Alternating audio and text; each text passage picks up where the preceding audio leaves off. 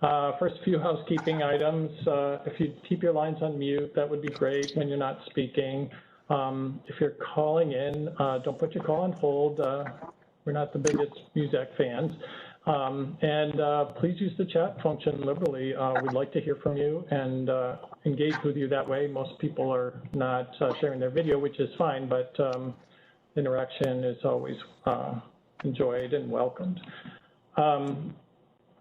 I want to tell you a little bit about how we developed this training, that it really came from our own experience when we had half our staff who help people get health insurance and other social services offered the opportunity to get vaccinated kind of early in the process, and well, they were offered the vaccine and over half declined, that they just weren't feeling comfortable with the vaccine yet.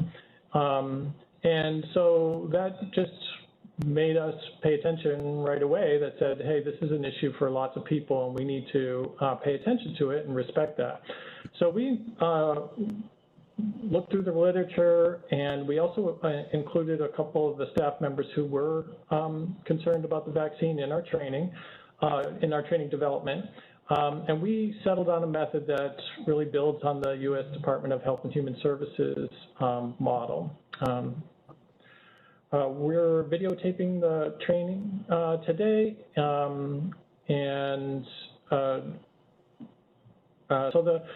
through the training today, you'll learn how to talk about the COVID-19 vaccine through a foundation, through the foundation of establishing a trusting relationship. Because let's face it, people don't change their minds very easily at all. In fact, they change it very slowly. Think about how long it took you to separate your ideas and behaviors from your parents. And it wasn't just your parents, you had friends and childhood upbringing and other experiences, and they're all part of who you are and how you process information. So there's a saying that goes, change moves at the speed of trust. And what that means is that people have to trust us first. This is the essential building block for community health professionals to be truly helpful with the people that they serve. Because you're not going to change people's mind by giving them a bunch of facts that you think are wonderful, or arguing more passionately. They have to talk about what's important to them and think through this issue, and you can be a trusted support person in that. And when they do identify things that they're still indecisive about, that's when you have the opportunity to share information that they might be responsive to. Now, vaccine choices are no different than any other health behavior. We all have our own opinions that evolve over time, and we act in ways that are consistent and not consistent with those views. So, for instance, getting your annual physical. You might be a committed, healthy person and have lots of healthy behaviors, but not so great at scheduling that physical. And that could be true about other healthy behaviors. So it's the same thing with a vaccine, but this is different. Over 583,000 Americans have died from COVID. And that's more than 34% more than all of the U.S. citizens who died in combat since the Civil War. So it's a tremendous amount of people. So it's bigger than most health issues, but it's not different. So what do we do then? And we really need to meet people where they are and support the people who are ready to move forward. According to the New York Times, 19% of whites, 27% of blacks, and 35% of Hispanics would either get the vaccine if it were more conveniently available, or are still waiting to see how things go. Now that's our target population.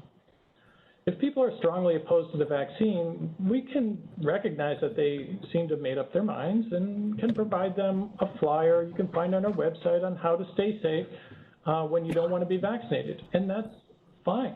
Our job is to help people be healthy. It's not to have them do exactly what we want them to do. if they aren't strongly opposed, that's when we need to establish or build upon our relationship of trust so that we can be a valued resource to them. And that's where we come to today's objectives. So we're hoping today that you will get from this an understanding of the 5-step method, that you will become familiar with the supportive materials available on our website, and that you will apply the principles of motivational interviewing to create your secret sauce and how you connect with clients and form that trusting relationship. To tell us more about this, I'd like to turn this over to Mickey Jimenez, the Regional Director of Capital District Latinos, and Carrie Dunn Herrera, the Assistant Director of Health Promotion here at the Healthy Capital District. Ladies. Hi, everyone. Hi. Welcome. Welcome. Thank you for Good joining afternoon. us. Yes. Good afternoon, everyone. I'm so happy to be here to join each and every one of you. And we're going to just do an overview now of the 5-step method that Kevin referred to. And I'm going to go through some of them. I do want to mention again that in the HCDI website, there's a lot more resources, okay, that have nothing to do with COVID that I want folks to take advantage of, because at Capital District Latinos, that's one of the things that we do. It's one of the sites that has current information. And I know for my outreach workers, and that's kind of my go-to website when folks are looking for other types of services. So I did want to kind of go back and mention a little bit about the advantage of that website that has multiple different, as you can see here, resources from how to get insurance, how to find health care, how to stay healthy, get social support, and so forth. So please, don't just stop where we're going to be spending most of our time today and this afternoon. But we are going to spend time going over COVID-19 and the vaccine resources, and for you especially as community health workers out in the community. So when we look at this particular, you're going to find this drop down and it has different links. And in light of time, you're going to see that there's a lot of information. And we, again, are going to encourage that you take advantage on your own time, especially when you see some areas that may be of help to you in dealing with your day-to-day outreach services. So we're going to look at how do we gain that trust? How do we establish that caring connection that Kevin also alluded to?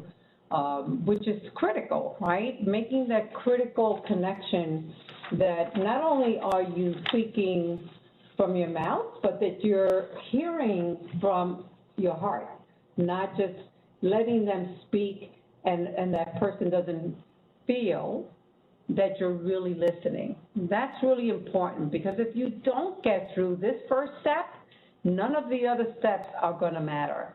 So I want to emphasize that. Establishing that caring connection is going to be critical for the success of the following steps. So, Mickey, can you just share a little bit about how you established your caring connection in the many avenues that you worked in and the many populations that you worked with? How do you, as step one, establish a caring connection, which is often serving a population that you may not even know yet, and that's that first step? So what are some of the ideas and things that you have done in the past that have worked for you? Well, I think, first of all, looking even at the person, like giving them that eye contact. And, we talked about that in many cases you're wearing a mask, right, but people can see your eyes, and they can determine whether you're giving them that undivided attention, are they smiling, or are they just getting ready to go on to the next question. So it's really critical when you're speaking to the person that they can feel that you are giving them that undivided attention. And I would say that's where I start. You know, I want to see you. Yeah. And I want them to feel that they see me. And that's part of, that's part of the secret sauce, right? It's like your first ingredient is what you're seeing. What is this person's face telling me? And what I'm hearing from you is that when you're smiling, even with the mask, and your eyes are bright and you're making eye contact, you're already starting to establish that connection. And then what's some other things that you do? So you've established a connection, you've added in your first ingredient. What's the next thing that you do when you see the person? You've made that eye contact, you've made a friendly smile, and then what are some ideas? I want to start asking them questions, but they have to be open-ended questions. I don't want to start, hey, did you get your vaccine? Right. No. My question's going to be, how do you feel today? Why are you here? And if they are here for the vaccine, how do you feel about getting the vaccine? Because that can open up a lot of different avenues as to where that person stands on vaccine hesitancy. So open-ended questions,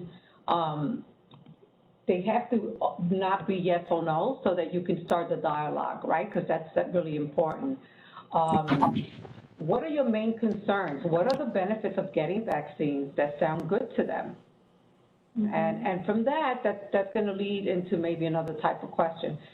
And then what's really important that I find is if they start talking to you about, well, I don't want to take it because, I have health issues, asking them if it's okay for them to share that information is really important. And if they do start sharing, asking them permission if you can share that information. We've encountered situations where folks have really been afraid to answer some of those COVID questions because they're asking them, do you have an autoimmune disease? Well, they may have HIV, they may have Hep C, they may have something that I just don't want to let anyone know, or maybe if I do, I have to be selective on who I'm going to let that information be known to. So asking permission to both share their own personal information with others, as well as asking permission to share information to give them, are two values, and as we would say, two ingredients that are going into that secret sauce. Yes, into our secret sauce. We're going to keep talking about this wonderful secret sauce that's going to have a lot of different ingredients. And so there are other additional questions that you can ask. What are your main concerns? These are just some suggestions, and depending on where you reach a roadblock, it may stop there. But if not, it continues to give you suggestions on how to keep that conversation going, which I think are very beneficial. Yeah, I think that one of the ways to help that conversation to keep going is to remain curious. Remain in a curious space. So even if the person is online and you work at an organization that's designated for a specific purpose, rather than just jumping to oh, nice to see you, you're here for a blank, remaining curious. Oh, what brings you in? Oh, how have you been lately? I haven't seen you around. Just continue with that curiosity. Really helps people feel more comfortable and open up, and also feel like you're cared about more than just the client. You're not seen as just a number. You're learning about the person, and that goes back to number one, which is that caring connection. Exactly. And I think asking them as you go on to number two, which is asking those open-ended questions, and then number three, ask permission to share more information, validate for them is there reasons why that person is thinking differently. I don't know about you, Carrie, but I didn't want to put my arm out initially and say, I'm here, give me the vaccine. I too was hesitant. So, sharing some of that will also put that person's mind at ease. So validating some of their concerns.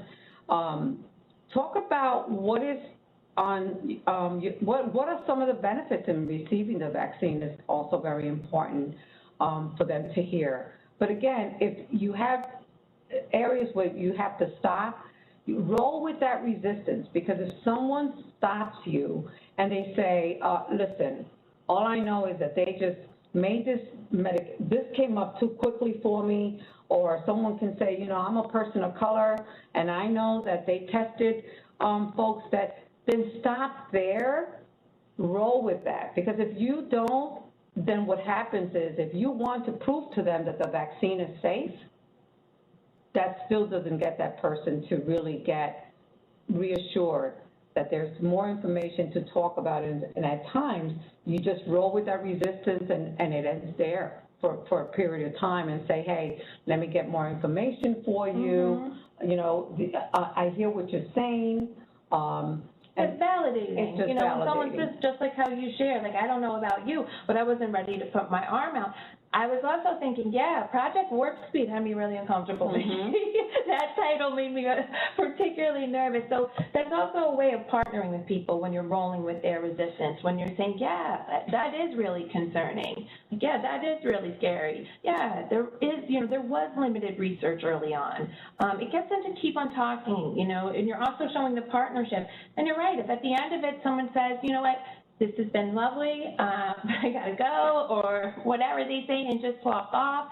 What you've already done is you've established a connection, you've shown them that you're not judging, you're not argumentative, you are open, you are here, and ready when they're ready to continue the discussion. Yeah, and you're putting the ownership back on them. You want them to find their own reason, right? That's the best way that they want to get vaccinated. And then, you know, help them make the vaccination happen. There's going to be more detail, by the way, for these 5 methods that are outlined here. You'll see that there's going to be more detail behind this in the materials that we're going to share with you. But this is really the 5 key steps that will make that person maybe go from a tipping point to saying, you know what? You gave me some things to think about. You answered my questions. I feel validated. And maybe not today, but you can have, you know, my phone number so that I can keep in touch. And that's what you want to do. You want to stay in touch with that person, and so the doors are always open on how do you get them maybe down the line to get vaccinated. And now we're going to watch a video putting these 5 steps into play, and feel free to comment in the chat, like where you see these showing up or some of the ways that you've utilized these different steps.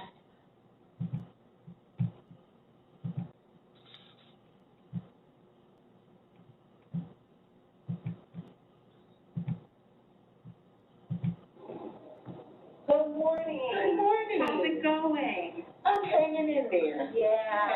A little bit of a tough time. Yeah, but we'll make it. We will. That's right. We're going to make it through. Take everybody, right? Yes, take the village. It's true. Take the country. Yes, a country, right? We need the whole country for this. That's right. We need everybody. So I understand you have some hesitancy around the vaccine. Yes. And I just wanted to explore that with you if you're willing. Sure. All right, let's talk about it. Yes. What are some of your thoughts? Well, I'm a person who just don't like taking medicine. Right. Okay. My doctor has been trying to get me to get the shingles vaccine for about 5 years now. Okay. I still haven't done it. Right. Okay. I'm just concerned what it's actually going to do to my body. Okay. I'm kind of like holistic person now. Yeah, like everything natural. I like everything. I do a lot of natural things. I'm very healthy. I eat good. And I'm just concerned what is going to happen to my body once they put it in here. I know it has a lot of side effects. A lot of people are having different side effects, and I think I'm just nervous and scared of that. Okay. I'm probably more than ever, I'm probably going to be fine. I think I just have the anxiety of not knowing because it's so new. Yeah. And what it's going to do to my body. Right. So it sounds like you have a number of concerns going on. One of them is, hey, I'm trying to live this holistic, natural lifestyle where everything that I eat and put in my body, I know where it came from. Exactly. I know how it was made. Exactly. And, you know, I haven't gotten this shingle shot, even though I know how terrible shingles can be, because it's a mystery to me as well. And now there's a COVID vaccine, and there's a lot of buzz about it. And except what I hear with the COVID vaccine is you're a little bit more on the fence. Yes. Is that what I'm hearing? Yes, okay. And so immediate effect. Mhm. So we know that the immediate after vaccines range from nothing. Mhm. My mama went hiking the next day. Not me.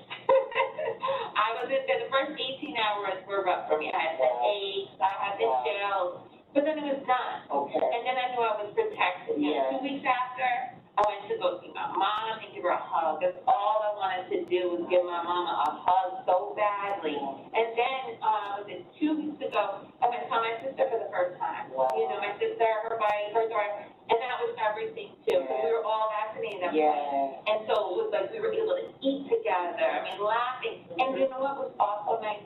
We didn't talk about COVID. Wow. You know what I mean? That's great. That's something like, that's one of the unmentioned benefits. Yes. It's like once you get the vaccine or vaccine, there's not as much conversation about Yeah. COVID. And I must say that I'm probably the only one around the people, other than my daughter and my children's father, everyone else that's been vaccinated. Okay. You know, because I do home care. Right. And that's right. Aunt Joe, my clients, Yes. both of my clients are vaccinated, their families are all vaccinated. Wow. And what I'm hearing now too, I might not be able to get another case Until you're vaccinated. until I'm vaccinated, because more families are leaning towards people who are vaccinated. Okay. So there's so you get vaccinated, there's a concern about the immediate reaction. Mhm. But what we do know is that the long-term effects of having received the vaccine is no matter which one you get, with Moderna or Pfizer, you're talking about 95% efficacy that's protecting you against COVID. So that's great. And if you get it, it'll be a mild. Yes. That's wonderful. Yes. But then 2, it protects you from being hospitalized. Yeah. 3, it protects you from having serious complications. And at this point, we've had millions of people that have been vaccinated. Yeah. So it's like giving more information because, you know, that was, very common, and also for myself, wanting to wait and see. I actually was excited that Britain was starting before us, Yes. starting with their nursing population, Yes. because I wanted to know what is this going to look like in that landscape? What kind of effects are they going to see? And it was almost nothing. It's 0.0017% that have a serious reaction. Wow. Yeah. See, and these are the things that I need to know. I think I've been on the fence because I just haven't looked, I was so against it Yeah. that I haven't even looked into really the facts of what is it gonna do for me. You know? Right. The benefits of The it. benefits, Because right. I'm a person who says no to everything. Right. And even want to consider it. Yes. So talking to you, it's kind of quieting my fears a little bit. Well, that feels good. So I know now, even before I was 100% against it, Yeah. I'm probably at 75 for it now. Okay, so let's talk about some of the reasons to be for it, just the benefits Yes. matter to you, right? Yes, So it sounds like, 1, professionally, Yes. you wouldn't have to worry. yes, 2, physically, you wouldn't have to worry. yes. And then 3, you wouldn't have to talk about COVID with everybody you see. And why I don't have the vaccine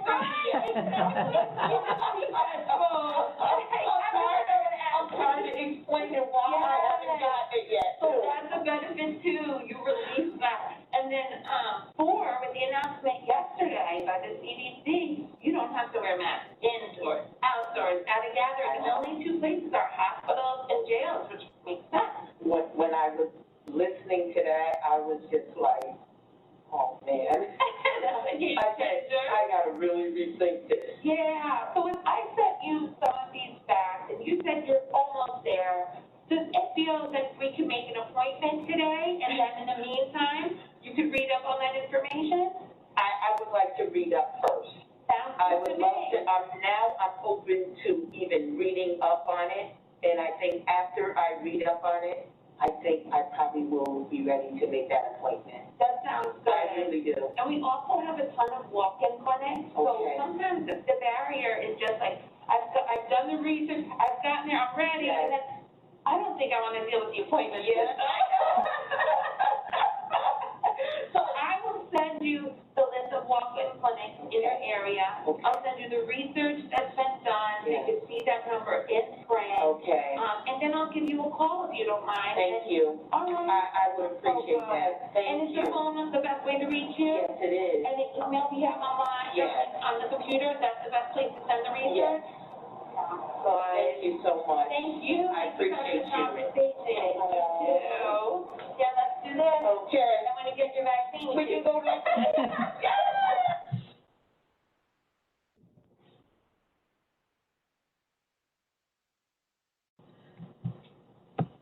Okay, so one thing that we want you to know is that we had 4 people that volunteered to be videotaped, in which we are very grateful because all 4 were not acting.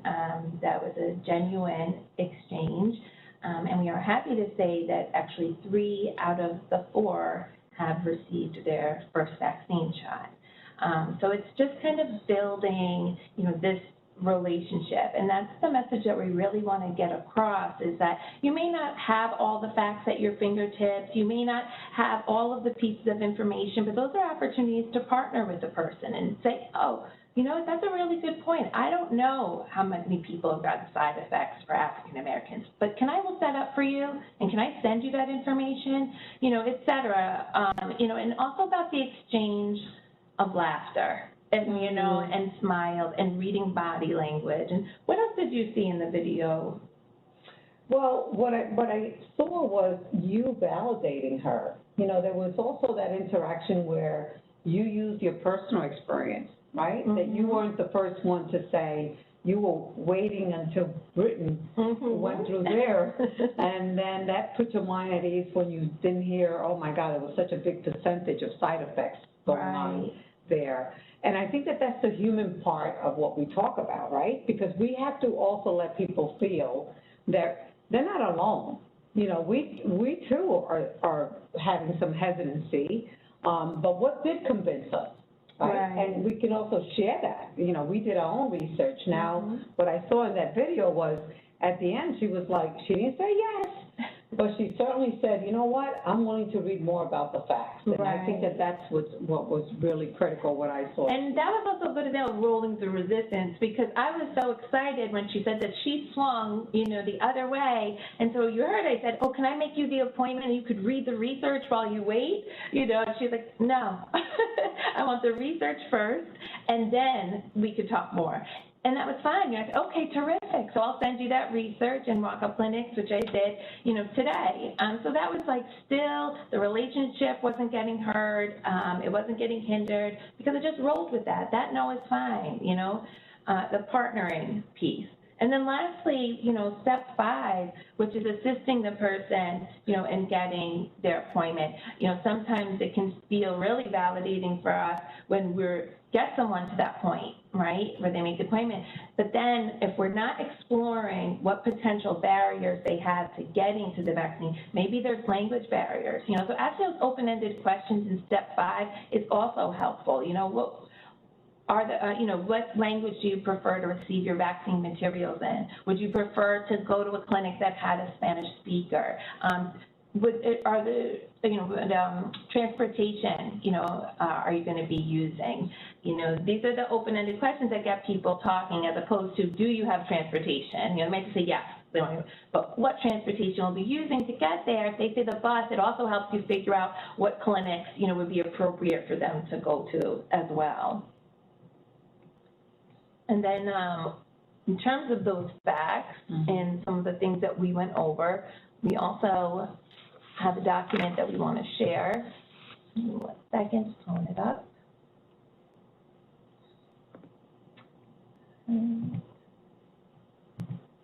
And this will also be posted, all the information and materials, as well as what Mickey had referenced in terms of those 5 steps, being a little bit more in depth, are all going to be posted next week to our site, so you'll be able to review them as well. But here we have the vaccine.gov locator, favorite Q&A, favorite handouts. One of these is a modifiable handout by the International Rescue Committee. So we found that we have a ton of materials in Spanish and English. The Rescue Committee has a ton of materials in other languages like Ukrainian and, and some of the more common languages that we're seeing, especially in Albany, So if you are running into some difficulties with getting fact sheets to folks who speak languages that you may not know anybody that speaks them, there it is. And like I said, you can put your own logo on there. Now, here are just some quick facts that we pulled out really from the feedback that we were getting from the frontline workers who were talking to people about the vaccine and about some of their hesitancy. People had questions, you know, in terms of like, oh, I don't really know that many people that have been vaccinated. So it's nice to share how many people in New York have been vaccinated, how many people in the country have been vaccinated. Some people are concerned about those clinical trials. You know, they'll say, well, we're the testers, you know, we're the guinea pigs, you know. Well, 75,000 people participated in the adult trials. Same thing with in terms of, well, did they look like me? Did they have my background? Oh, well, 10,000 were Hispanic, 10,000 Black Americans, and then also the development of the Moderna vaccine was spearheaded by a Black doctor, Dr. Kizzy Corbin. That's also important to share with others as well. Some people get concerned about their immigration status, you know, or not having insurance, so pushing that information out. And also that 95% of physicians who are offered the vaccine have received it is another nice fact, because I also heard from people, they really trust their doctor. You know, if you hear someone that trusts their doctor, or their doctor didn't have the answers, so they're waiting to hear from their doctor, et cetera, it's nice to share with them that 95% of physicians who are offered did get it. And then the vaccine does not change your DNA. We hear this a lot, and the vaccine is halal, which we also hear questions about. On the back of that page is your own, my vaccine's favorite facts worksheet. So, you know, benefits of getting the vaccine, you heard me share some of mine. You know, my family was really clearly a value of mine, being able to see them, and also being able to not talk about COVID for a little space of time was wonderful. Vaccine effectiveness, one of my favorite is about how many people actually were tested, and the side effects, the 0.002% to 0.005% of all who have been vaccinated have experienced a serious side effect. In the video you saw, it said 0.0017%, and that was actually for folks that had passed away after receiving the COVID vaccine. It doesn't necessarily mean it was from the COVID vaccine, it just means that they passed away following it. And again, we're talking about 0.0017%, these really tiny percentages. And that's the other thing. You don't have to be perfect. You know, you don't have to have a million facts. It's really, we keep on talking about how it's not about the facts, it's about the relationship. It's about this partnership. It's about empowering the person, partnering with the person. You know, you have a nice story, you know, about how a conversation about vaccines actually turns into something else. Something very much that was different. And this is one of the things that, you know, is unique in the way we handhold, you know, and I talk a lot about that, a lot of outreach workers don't even realize the additional work that you do, and healthcare workers, in hand-holding folks so that they're at ease once they make that decision. We just recently had a vaccine clinic where a young woman came in, and I saw her online. She registered. She came as a walk-in, but did agree to get the vaccine. I saw her standing online. She was going to be next, and I just introduced myself because I thought that was important for her to know who I was. And then I asked her how she came to the decision of having the vaccine. And she said, well, I saw one of your outreach workers in the community, and they talked about you were having a clinic today. So I'm still sitting on the fence and nervous. And I said, well, do you want to share why? And she did say, she said, well, I have an alcoholic problem. I'm an alcoholic, and I'm currently under the influence, and I'm actually concerned about what that would do with receiving the vaccine. And so when she spoke to me about that, I asked her permission if she would allow me to tell the nurse about her story, and she actually said yes. And from that, she went to the nurse. We spoke to her. She sat down, and at that moment, she decided, no, I don't want it. And what was unique in this situation was she still felt that she was in control to make that decision. No, you know what? I don't want it. I want to do it when I'm not under the influence. And so one of the things that we offered to her was, can we help you in other areas, like with your drinking problem? And that's one of the things that she said, I think I need to address that first. She allowed us to have her information to follow up with her. And till today, even though we've left some messages, she knows that we're still thinking about her. That wasn't a person who got vaccinated, but we did meet her where she was at. You know, you met her where she was at. You showed her that in her community there's an additional person that cares. There's an additional organization that can provide resources for her. And sometimes I know like, people will just beeline to that one person that understands them, that gets it, that they were able to feel comfortable enough to open up with. And also you partnered with her, you know, in this process. And that's something here too, bringing it back to the vaccines, you know, and partnering with the folks that we're seeing. I'm just gonna share my screen one more time.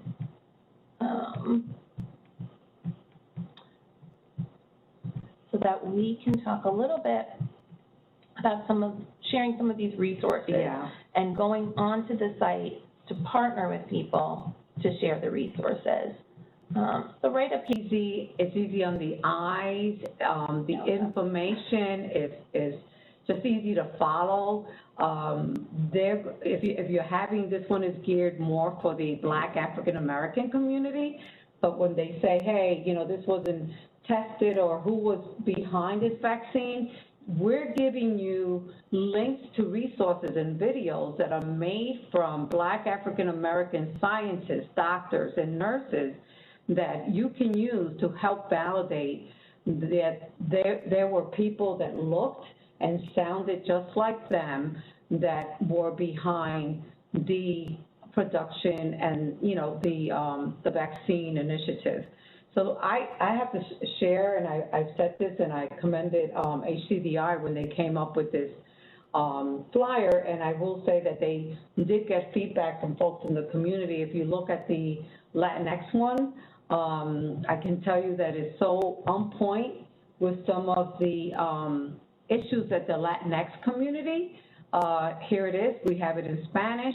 And again, it's one of the flyers that we actually give to the folks out in the community, many of which have taken it home. Because if they have family members that are still sitting on the fence that say, no, you know, this is not about us, we weren't included in this study, they now have a simple way of saying to them, let me show you, let's go online and get this information.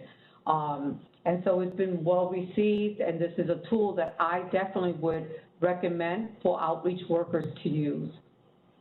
It's really nice, you know, and it's also really reassuring. It's nicely laid out, et cetera, it speaks right to the point, but it is reassuring to know that other people who look like you, who sound like you, are telling you, I've gotten, this is why, or I was part of the research and this is what I've learned, you know, et cetera. And I know that countless hours have been spent on finding the right videos, the right resources, et cetera. So please check them out.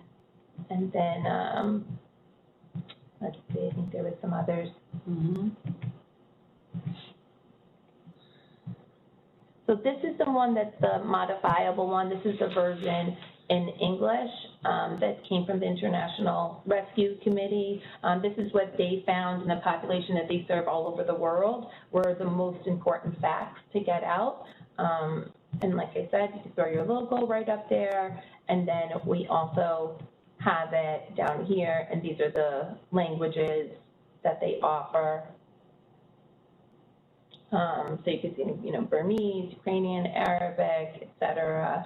And also a very wonderful resource. If there's a language that you come across that's not on here, but you're finding you have a community, if you reach out to them, they will absolutely work on creating a fact sheet for you. And again, one of the advantages that I find with is they're very simple, easy to read. It's not a 7-page fact sheet. You know, we were discussing how the fact sheets that we give folks that are getting vaccinated just on the one vaccine is overwhelming. So these are easy to follow, but very, very informational for the person. Yeah, a really important one too is the flyer that's, you know, when people aren't ready, when this one's a safety flyer, when being vaccinated isn't an option.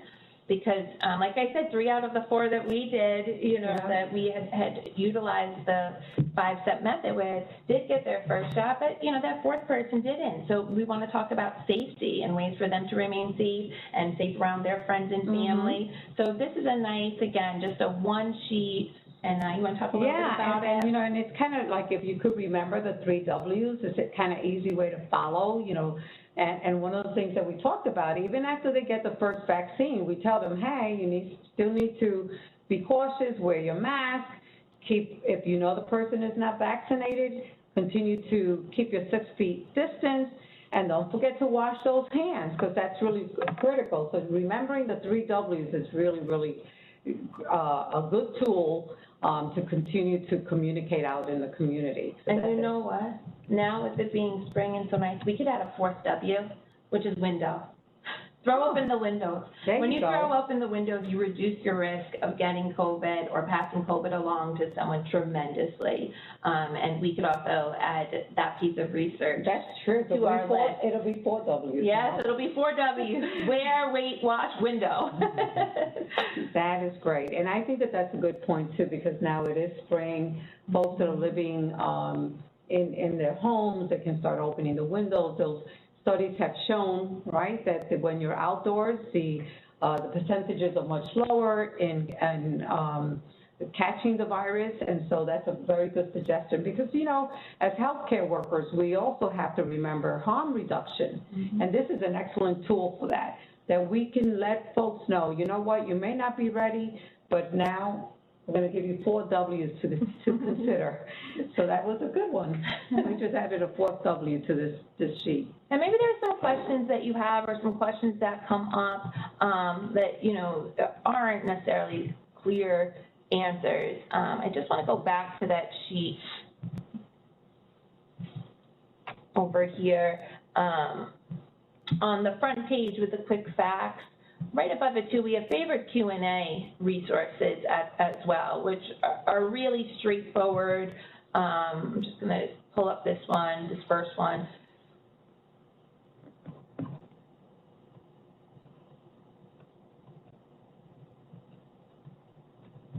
And when you're doing this with a client, you're spending more time. There's also more opportunities to ask some more of those open-ended questions, you know, while the page is loading, you know, while you're searching.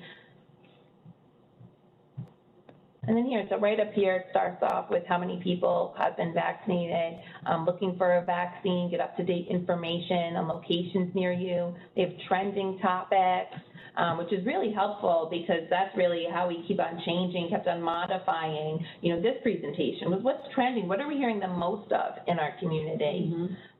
And then below is a number of questions, and we really stand behind all 3 of those Q&A resources. So I think now we're going to open it up to question and answer. So I will unmute people, or people can ask questions in the chat or give feedback. See, there's, let's see, oh, it is difficult to engage vaccine hesitant African Americans, but this is so helpful. Oh, terrific. Well, thank you. And we hope that these resources, too, will help, especially, you know, some of the videos I found pretty, really moving, pretty profound. Also, I think there was a doctor that really talked through his whole process till he got comfortable with it, and I thought that was particularly effective. And to that point, you know, what I would encourage you guys to do, there's so much information. However, there are tools for you to take out of your toolbox when needed, but they're invaluable. The language is easy to follow, and kudos to the team who really researched to put out there not the typical, difficult to understand facts.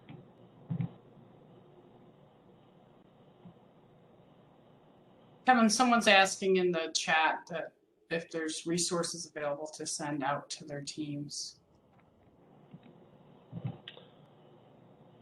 Thank you. So the best way to get to the resources is through our website. It's right on the home page of hcdiny.org. And if it's, you barely have to scroll down and say for COVID, community health worker resources. And if you click on that page, there's a drop down there, and they'll all be there. Feel free to print them out, and feel free to email us if there are other issues that come up for you. Okay, and here's another video. How much time do we have? Half hour. Okay. Shanika, what a beautiful name. Thank you. So tell me a little bit about how you're feeling about getting the vaccine, and you know, this is a big space, so be as transparent with me as you possibly can. All right, well, right now I'm just not comfortable with getting the vaccine right now, not to say down the road that's not going to be an option, that I'm just going to put to the side. I just really don't feel comfortable right now with getting vaccinated. So tell me a little bit more about that. You don't feel comfortable. Yeah, I just really don't feel like sometimes the information seems to be a little, one day they can say this, and then another day they're saying something totally different. I just want the information to be a little bit more consistent, even though I know things happen, research is done, and things change accordingly. But as of now, I just want to wait a little while. Okay. So what I'm hearing is that you're getting kind of inundated with a lot of different types of information, and then sometimes I'm not really feeling comfortable with even the person who's telling it doesn't make me feel 100% sure. They still have doubts. Like I said, there's still a lot of things that they're unsure about, and I just want to wait a little while. Okay. So let me ask you something. The people that are giving you this information, are they healthcare professionals? Are they friends? Are they people that, okay. A lot of my information does come from the news and Dr. Fossey. I've seen a episode where he was being asked questions on certain things, and he was, I appreciate his honesty. He just said at this time, he wasn't for sure, or he didn't have a firm answer. And to me, and I know that they don't know everything, but I'm just going to wait and let things roll out the way they're supposed to, with more information for me. Okay, so do you have any family members or close friends that have taken the vaccine? Yeah, actually, in my family, I'm one of the few who haven't taken it as of yet. Okay. And also, the family members that have taken it, they all have underlying health issues, which made them lean a little bit to it more faster because of the security for themselves, they felt. Okay. So do you feel that you're kind of very healthy and that's part of the reason why you're making that decision? No, not at all, because I do have some, not major underlying issues, but some issues that do affect me, and I believe I did have COVID back in February, and one of my underlying issues is things that with my stomach, and as of now, I still haven't received my appetite back at a normal fashion as of yet. So I still have questions about that I've spoken to my doctor with, who was still unsure, and we've tried medication to help jumpstart my appetite, which didn't work. And it just seems like everybody, I can't get a confirmation on which way to go. Everything is like, well, you could be a long hauler, or they have other things that can try to help, but I don't want to start taking a bunch of different meds, and with medication comes side effects, so I'm just unsure as of now. And I think you're hitting on a good point that there is a lot of folks on this, right? I mean, folks that have the disease and still have long-term effects, and how do we deal with that? So that's a lot to consider here. The fact that you're still considering, because I think you strike me as someone that does want to take care of themselves. Right. You're not doing it because you're straight out, believing in some myth. No. So with that, I think that, harm protection is going to be critical for you during this time, knowing that you're going to be waiting to see what type of additional information you're gonna get, that's fine, that's your right. You know, my recommendation is continue to wear your mask, continue to do things that, you know, just stay safe. Exactly. Because, you know, you sound like, that's not gonna be compromised. And that's one of the suggestions that I wanna make.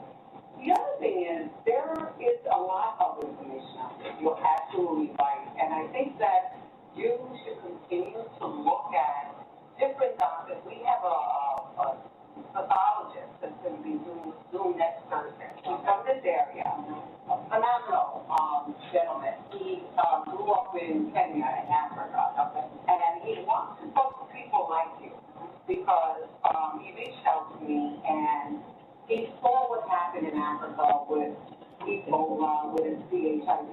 One vaccine in general weren't even available to us folks. So he has a different spin on why vaccines will be, you know, really important to take long term. But to your point, there's still a lot that we don't know. We're going to need a booster every year, and so forth. So just know that if there's anything else that we can do for you at whatever period of time that you're at, we're here to help support that. Thank you. And I think I'll be taking your line. Like, you know, like you said, even if, you know, with the online situations, I had a good friend of mine. I wasn't for everything. And that's another problem with me. Like, I'm allergic.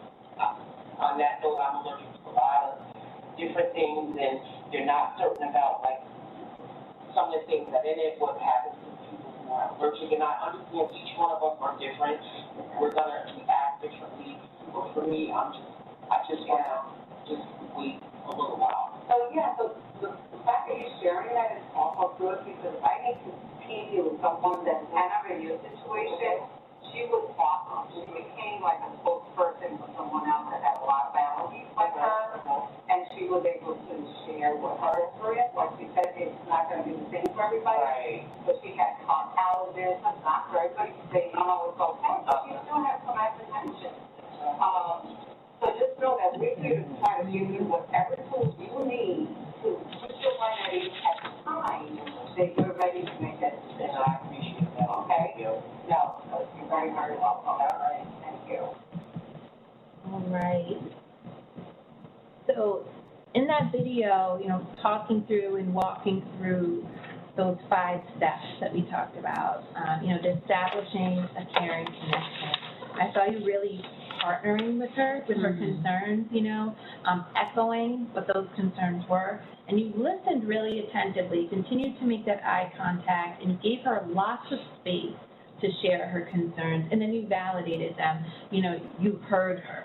You didn't just listen, you heard her, and then she opened up more and more. And I think even that piece where you had said, right, there's a lot we don't know about the future, like, are we going to need a booster? You know, it's also showing her that, you know, even though you've been vaccinated, even though you're addressing her hesitancy, you too have questions, you know, about what the future will hold. And, you know, and the same thing with the asking open questions, exploring her concerns, and at one point you had reflected back to her, you know, what her concern was, and then she said, no, actually, what I'm concerned about is this, actually what I have is this, and that's really helpful too, because we don't always nail it, we don't always know. Someone may very much be leaning towards it's a health concern, so then you say to them, oh, I hear that your health is important to them, you know, very valuable. Oh, no, it's my kids that are most important to me, you know, and then you open up and you start, well, tell me more about that, you know, how has COVID affected, you know, your kids, you know, how's it affected your family, et cetera. So you're really listening for that piece of information that tells you more about this person and more about what they care. It goes back to that caring connection. And then you let her know that you'll be here. So if she wants to talk more, if she's ready to make an appointment, you're here and ready. So I think that was terrific. If anybody has any other questions or concerns, please, you know, put them in the chat. We do have one other video. If you guys aren't video exhausted, the highlight of this video is at the end, the person actually decides that they do want to get the vaccine. So if you guys would like to see that on tape so you can believe it. Give me 1 second. So while you're doing that, I got to say that one of the things I really like about this method that the Department of Health and Human Services did is it did come from a motivational interviewing background. And part of what that means is that you build on your strengths, which is that secret sauce of forming a strong relationship. It doesn't mean that you have to be an expert in the facts. And in fact, I also like that about these question and answer websites, is that you can look that up together, and this keeps the power relationship equal rather than, oh, I know, I'm in a position of more power, so I know more than you, which is not true, or even if it is true, it doesn't matter. It's not even relevant to the situation. Exactly. And so I really like the way that this keeps us all equal and figuring this out together. Yeah. So I'll let you go with the video. But, Yeah, okay. How's it going? I'm doing good. Good. Good morning. Yes. Beautiful outside. Oh, really beautiful today. Did you wear your summer shoes? Yes. I'm excited. Yeah, so nice. So I understand you have some hesitancy about the vaccine. Yes, I do. Yeah, what's going on? Tell me more about it. It's not that I'm opposed to getting the vaccine, it's that I'm not ready to get it right now. Okay. I just feel that it came out really quickly, and I don't really know enough about it. I've heard, things from my family members who have all been vaccinated, and they all keep saying, when are you getting your vaccine? When are you getting your vaccine? And I'm just not ready at the moment. So what types of, so it sounds like your family's gotten vaccinated. Yeah. And it also sounds like you're waiting and seeing, you've seen them get vaccinated. Yeah. So is it more waiting and seeing on a larger scale? What are some of your concerns? I guess waiting and seeing on a larger scale, and I guess just finding the reason when I'm ready. Okay. I've thought more about it recently because of my elderly grandparents, that I'm not going to be able to see them unless I get vaccinated. So that's really going to be the reason for me. But up until this, prior, I haven't gotten COVID. I just don't feel that if I were to get COVID, obviously felt this whole time, I've worn my mask, sanitized, I was quarantined, but I just haven't. It sounds like you've been doing a lot of things to protect yourself from getting it. You're masking, you're sanitizing, you're social distancing, but you're also aware that your grandparents, should they get it, can have some serious complications. Right. You understand. Right. That you need to get vaccinated to see them, and so that's kind of now swaying you a little bit more about getting it. Right. So what are some of the other payoffs if you got the vaccine? You get to see your grandparents. Well, I know that the goal is to get people vaccinated so that we can return to normal society. I have a 9-year-old son in school. And, the goal is obviously for us to return to normal life and for everybody to start, being able to be around each other, be in group settings without wearing a mask. Yeah. I would never want to compromise anybody that could have underlying health issues or just somebody elderly, anybody period. I simply wasn't ready, and I feel that my family members that have gotten vaccinated are all older. I know a lot of people in my age range that feel the same as me that just aren't ready. And it's not anything specific other than I just wasn't ready. So on one hand, it sounds like COVID robbed you from a lot, and also changed things for your 9-year-old son, and the things that he can and can't do. Yeah. And I could see, in your body language and in your face that's really frustrating to you. Yeah. Yeah, it does. And so there's that piece, which this COVID has had. And so it also sounds like you understand that the vaccine, if we get vaccinated, we get to get back the things that we've been really missing and yearning for. Right. I don't know if you heard, did you hear the announcement from the CDC yesterday? I did. Oh, okay. So did that change your mind at all, that you get to be masked off? Yeah. Was that exciting? The longer I wait, I'm like, okay, I need to go. So would you like to make an appointment today? We can set it up. Sure. Sure. Okay. And what works best for you? Like mornings, afternoons? Do you want a walk-in clinic? A walk-in clinic would be good. Okay. Well, and where do you live? I live in Glenville, Schenectady County. Perfect. Schenectady has a walk-in today. It's actually open from 8:30 a.m. to 7 p.m. And it's located on Eastern Avenue. What would be the best way for me to send you the information? Terrific. And I really look forward to talking with you again and hearing about how your life has changed post-vaccine. Thank you. And I appreciate this conversation. Is it okay if I reach back out to you? Yeah. Okay, fine. Thank you, Nicole. You're welcome. Have a good day. Okay. So that was, once again, just utilizing the 5-step method.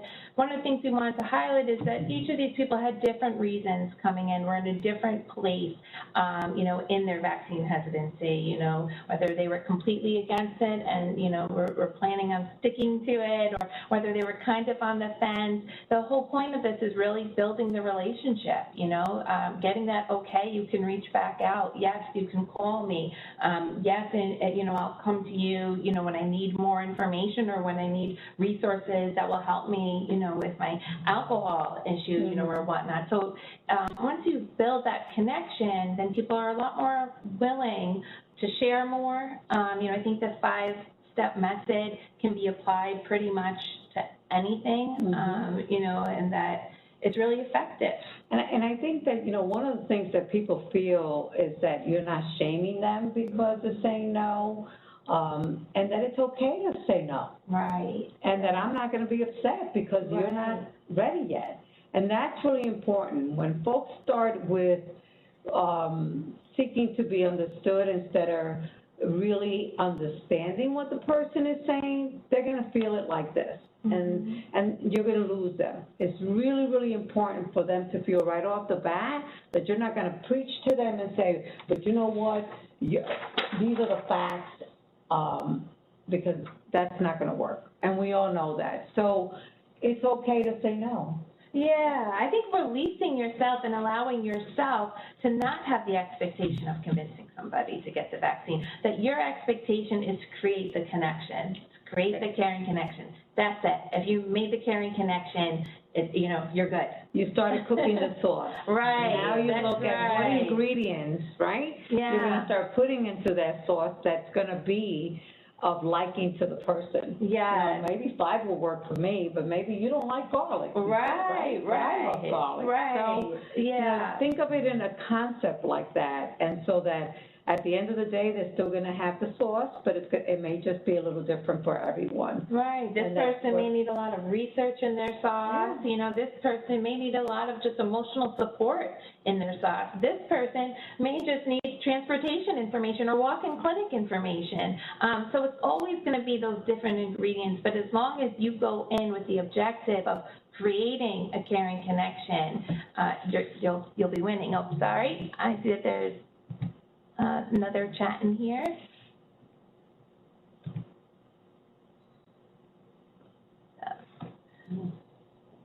Okay, I'm sorry to hear about the echo. I'm so happy people are finding this helpful. It's really appreciated. The resources will definitely be located on our site, and I'm going to show you guys where that is in just a minute. Just want to read the last one. Yeah, someone's talking about how they really enjoyed, I don't know if everybody could see it, but how they really enjoyed seeing the motivational interviewing methods being utilized, in this way. So terrific. So we'll have all of these resources available. And for the Munch and Mingle, let me just share my screen again so I can show you where to find all of these. Because also there's, let's see, here we go.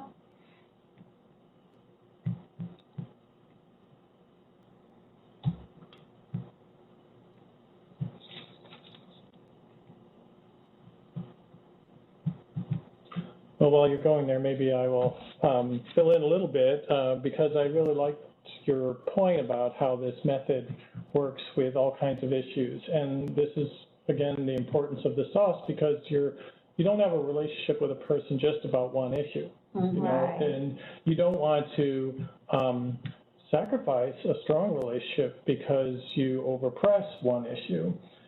But if you take care of that issue, you take care of that person and that relationship, that sauce between you, you'll be able to accomplish lots of things with that person because they know that you're there for them, not for you.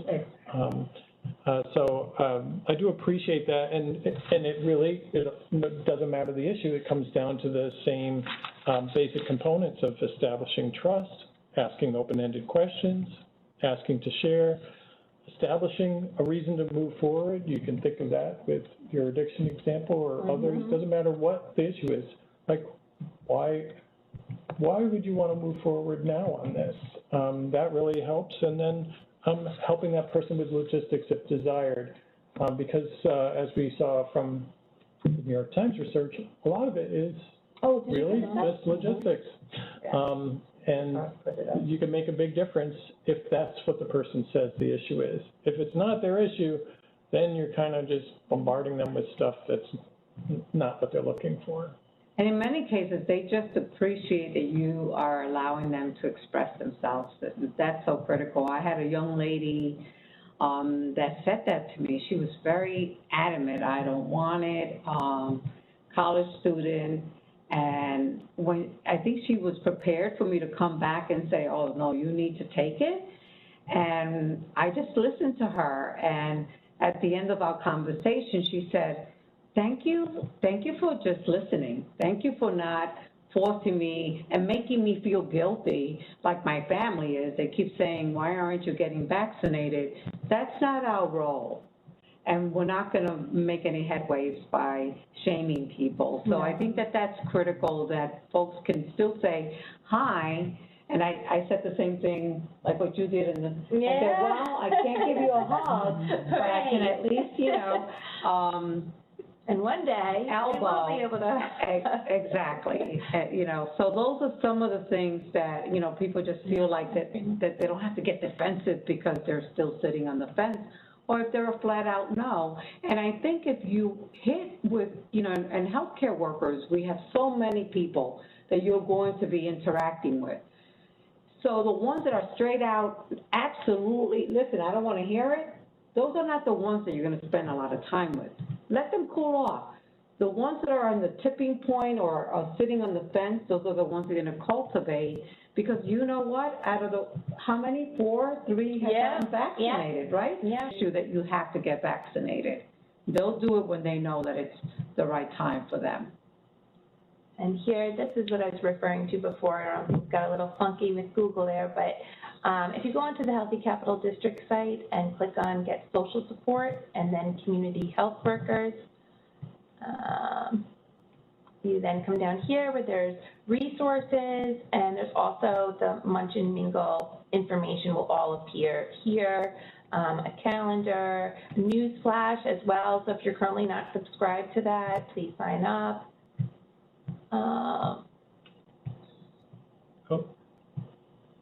And while it's thinking, there's also the training calendar. And on the training calendar, tomorrow, Capital District Latinos is having a training with a couple doctors around this issue. And while I mentioned that one of the nice things about this method is that you don't have to be an expert on COVID, you just have to be an expert at human relations.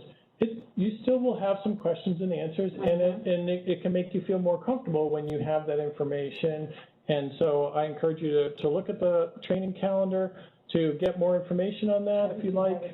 It's tomorrow evening, or go to Capital District Latino's Facebook page or Instagram to learn more. And this is all on that same page. The screen is just frozen for a second. So as you see up here is where the training calendar is, the news flash, and then down here are a bunch of resources. These are all free and also really applicable to the work that is going on in the field. This is the Munch and Mingle. That's what this is typically called, and hopefully one day it will go back to being a live in-person Munch and Mingle. But you can click on there to find out more information as to what's coming up, or also to watch some of the older videos or look at some of the older resources. But every time we do one of these, the following week we will be updating this page. You'll have all the resources we talked about today and showed today. And also you have our information, so please reach out if there's something additional that you would like to share. Can you also go back to our homepage? Sure. And you can, one of the things that we found people really like is that we created resource guides for social determinants of health and mental health resources, and a resource guide for refugee services. And if, well, that's the mental health one, but if you go down some more, unless that's moving forward, and the two hands together that say community supports, you'll find all those guides there. Now, those guides serve 6 counties in the capital region, but if you serve people outside of that, you scroll to the bottom of this page that Carrie just went to, and at the very bottom, there are directories for the whole state. So these can be good resources for anyone who has somebody who has a need that you're not really sure where to start as far as who to connect them with. It's definitely a great site to explore. There's just so many different resources you can address today. You know, please include those as well.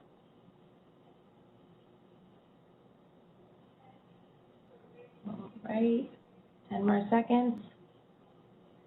And you close the poll.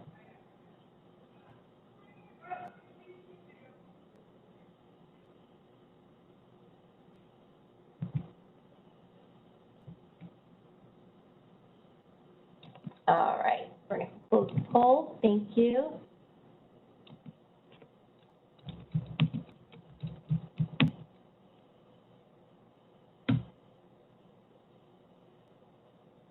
And we do understand, obviously, for those folks that have called in, you were not able to answer the poll.